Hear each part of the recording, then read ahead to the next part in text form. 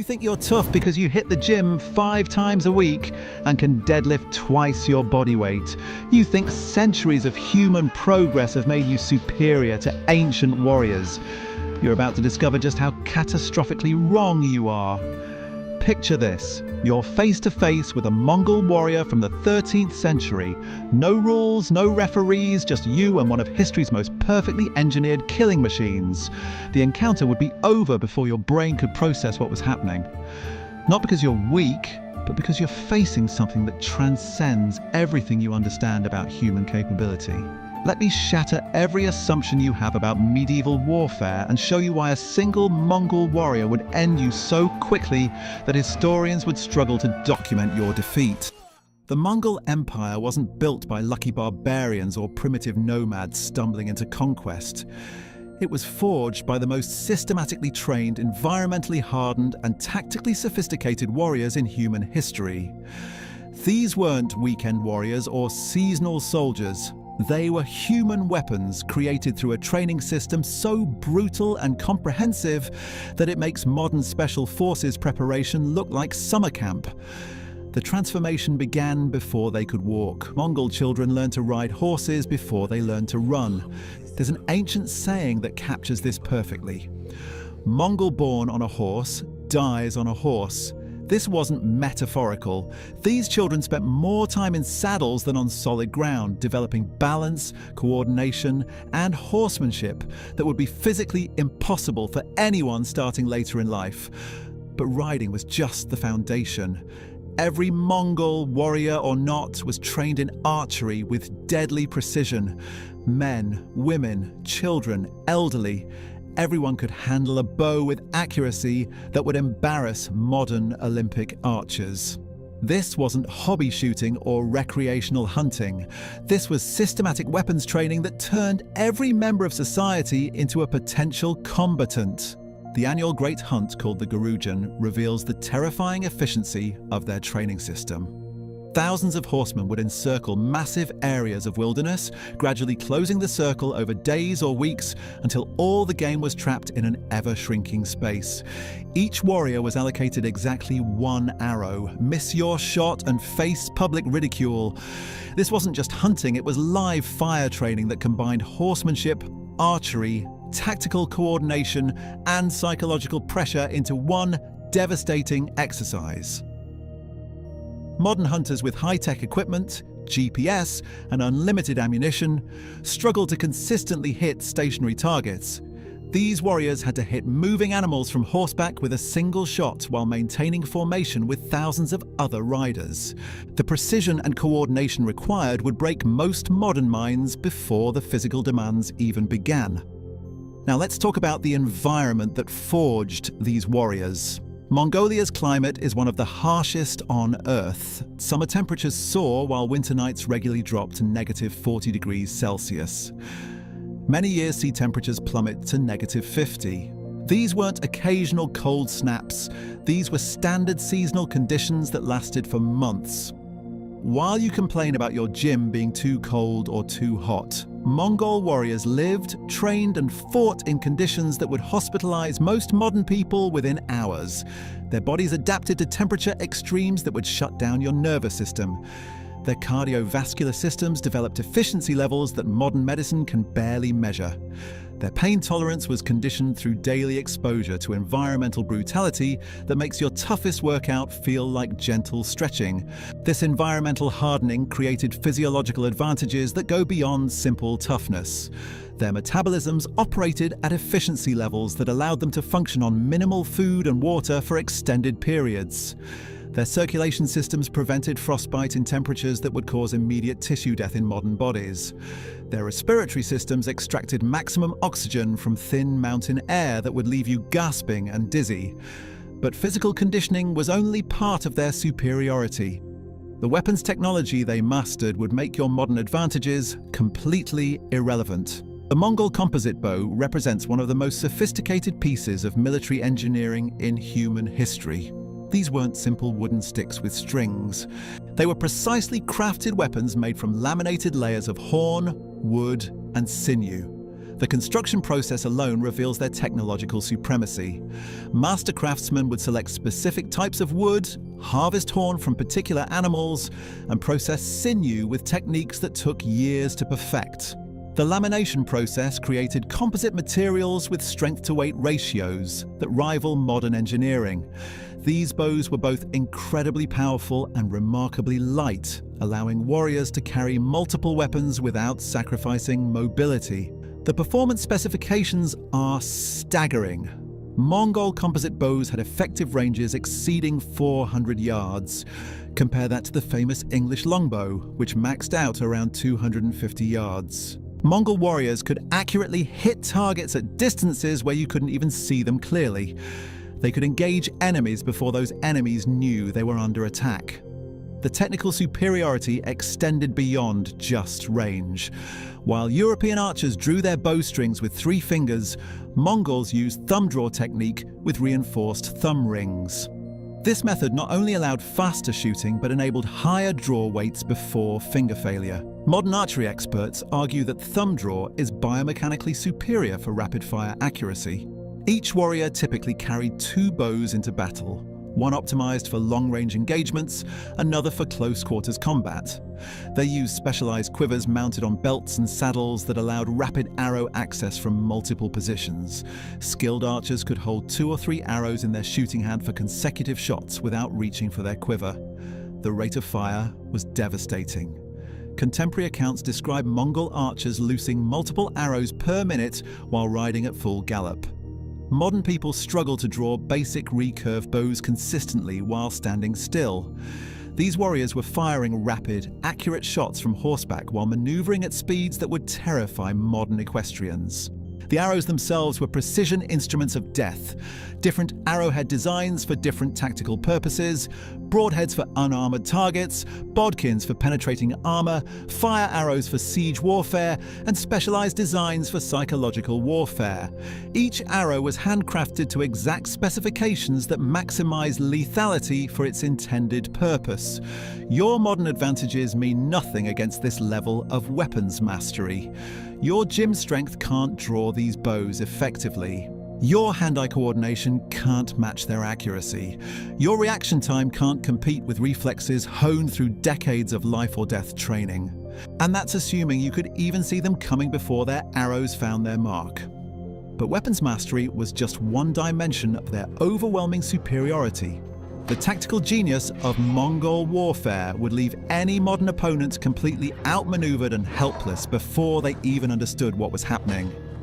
Mongol field warfare represented an almost perfect fusion of firepower, shock tactics, and mobility. Their tactical movements were performed with clockwork precision, built on frameworks of experience, training, and discipline that created an aura of invincibility.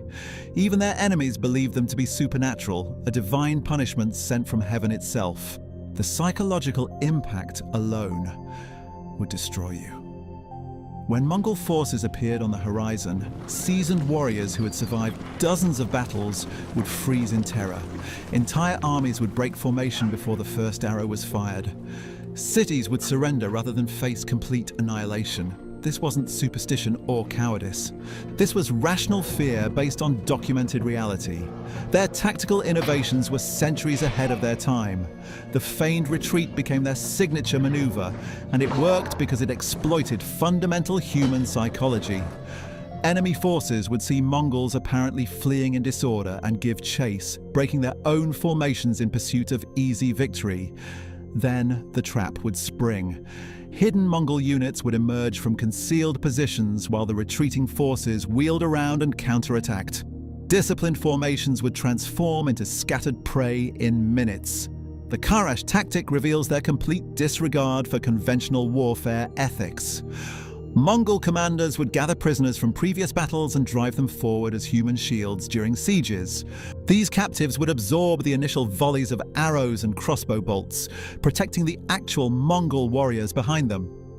Sometimes they would dress prisoners in Mongol armor and march them in front ranks, causing defenders to waste precious ammunition, killing their own compatriots. Communication systems gave them coordination capabilities that wouldn't be matched until modern radio technology. They established intricate networks of relay stations with fresh horses and messengers positioned at strategic intervals. Orders, intelligence, and tactical updates could travel across vast distances faster than seemed physically possible. This allowed real-time coordination of military movements across fronts separated by hundreds of miles. The Battle of Mohi in 1241 provides the perfect historical example of how European knights, the medieval equivalent of elite special forces, were completely annihilated by Mongol tactics and training. The Hungarian army brought 60,000 soldiers to the field, including the best heavy cavalry in Europe. These weren't peasant levies or militia. They were professional warriors with individual tactical knowledge, discipline, and experienced commanders. The battle began with what appeared to be a straightforward engagement. Mongol forces under Batu Khan engaged the Hungarian main force at a river crossing, seemingly pinned against the water with nowhere to retreat. The Hungarians initially succeeded in containing the Mongol advance, confident in their superior numbers and tactical position. But unknown to the Hungarian commanders, Subutai had led 30,000 Mongol warriors on a wide flanking movement south of the main battle. While the Hungarians focused their entire attention on the frontal engagement, Mongol engineers constructed an emergency bridge crossing miles from the primary battle site. The flanking force crossed undetected and moved into position behind Hungarian lines. When Subutai struck from the rear, the Hungarian formation collapsed instantly. Professional warriors who had trained for decades in coordinated combat found themselves caught between two Mongol forces with no escape route. The retreat became a rout, then a massacre. Mongol cavalry pursued fleeing Hungarians for miles, cutting down stragglers with systematic efficiency.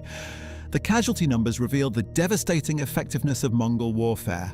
Hungarian losses totaled 60,000 soldiers from their original 100,000-man army. In the aftermath, 1/4 of Hungary's entire population was killed. This wasn't just military defeat, it was national annihilation achieved through superior tactics, training, and ruthless execution. Your modern tactical knowledge means nothing against warriors who pioneered combined arms warfare, coordinated multi-front operations, and psychological manipulation centuries before these concepts existed in military doctrine. While you might understand basic strategy from movies or video games, they lived and breathed tactical innovation as a matter of survival. The mobility factor alone would overwhelm your comprehension. Each Mongol warrior maintained 3 or 4 horses, rotating mounts to maintain high-speed movement for days without stopping. They could cover distances that would exhaust modern mechanized units while maintaining combat readiness throughout the journey. When they reached their destination, they weren't travel-weary soldiers needing rest and resupply. They were fresh combatants ready for immediate engagement. The stirrup and saddle technology gave them stability that transformed horseback archery from desperate shots to precision marksmanship. Wooden saddles with high backs and fronts provided support that allowed archers to turn and fire in any direction, including behind them, while maintaining perfect balance at full gallop. This 360-degree firing capability meant there was no safe approach angle for ground-based opponents. Modern people struggle to stay mounted on gentle trail horses at walking speeds. These warriors could shoot accurately while performing cavalry charges, wheeling maneuvers, and retreat formations that would challenge professional stunt riders today. The coordination between rider and horse was so complete that they functioned as single combat units, rather than separate entities working together. Their endurance capabilities border on superhuman by contemporary standards. Historical accounts describe Mongol forces riding for weeks with minimal rest, covering hundreds of miles while maintaining combat effectiveness. They could fight pitched battles, pursue fleeing enemies, and immediately transition to siege operations without pause for recovery. The metabolic efficiency required for these feats goes beyond simple cardiovascular fitness. Their bodies operated like precision engines, extracting maximum energy from minimal fuel while generating minimal waste. Modern athletes require carefully planned nutrition, hydration, and recovery protocols to maintain peak performance for hours. Mongol warriors sustained superior performance for weeks using whatever food and water they could find along the way. So when you imagine facing a Mongol warrior in single combat, remember this: you wouldn't be fighting just one opponent.